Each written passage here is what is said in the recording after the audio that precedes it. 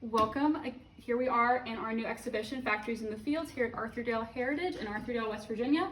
And I want to talk a little bit about one of our really cool interactives that we have.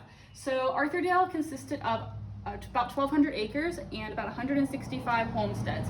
On your homestead, you had a house, a barn, other outbuildings like chicken coops, root cellars, corn cribs, and then you also had a lot of space to farm, and you were expected to grow enough food on your homestead to feed your family for the year. This was called subsistence agriculture, just meaning subsist to get by and have just enough for yourself, maybe a little bit extra to sell, but the intent was to grow enough food for yourself.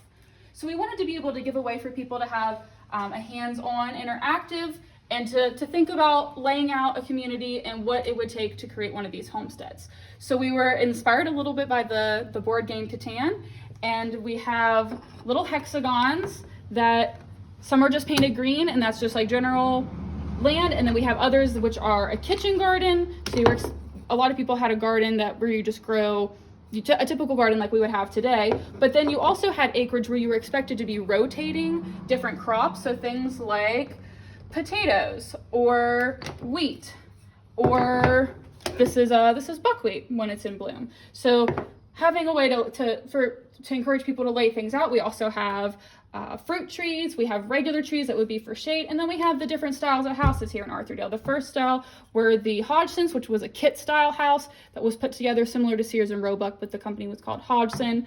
The second style of house is the Wagner, and the third style of house is the stone houses.